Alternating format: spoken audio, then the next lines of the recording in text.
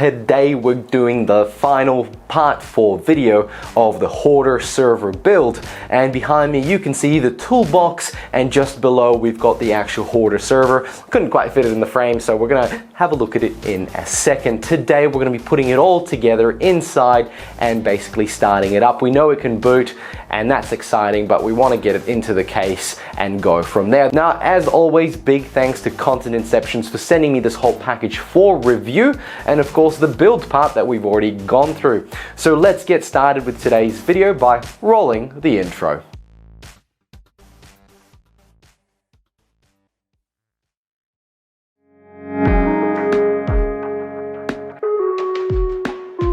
So I've taken some, well, liberties with building this toolbox, and you know what? That's actually a really good thing because it is very customizable, or at least it's customizable in a way an idiot like me can put it together. So one of the things is that hoarder that you can see here right now is very, very heavy. It's got obviously 8 hard drives and a motherboard, power supply, and so on. And obviously the chassis is also metal, and that means it has a lot of weight to hold up. So this little bracket that was used, or actually provided in the package to mount this entire toolbox on a wall, well, I'm gonna use it as a bit of a shelf for the back of the hoarder server, because it is rather heavy, and that means it can lean on the back while I screw in the front. And also when moving it around, it means it has a little bit more support than just the 2 screws at the front. And I thought it was a great idea. It's probably not what it's meant to be used for, but just kind of shows that you can kind of jerry-rig what you need. Because it is being held by 2 screws at the front, I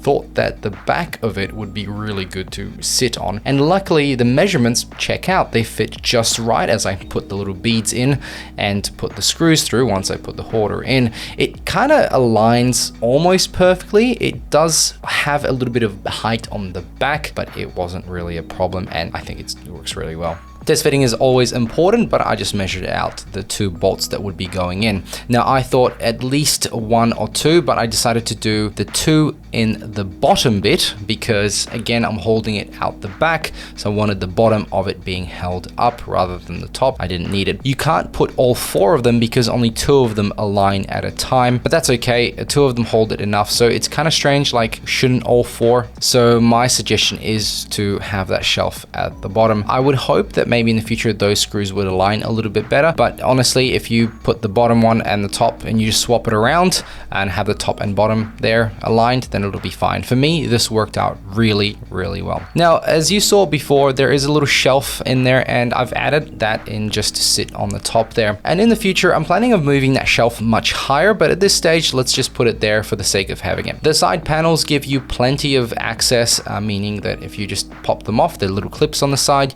you can get in there and put those screws in, so you don't have to take apart the whole thing. They have thought of, well, I would say almost everything, and we'll talk about almost everything in a second, but it does fit in there. Now, my only little gripe with this is I don't think there's enough screws to attain what I actually thought I wanted to attain. I am missing 2 screws here, and I wish there was 2 more.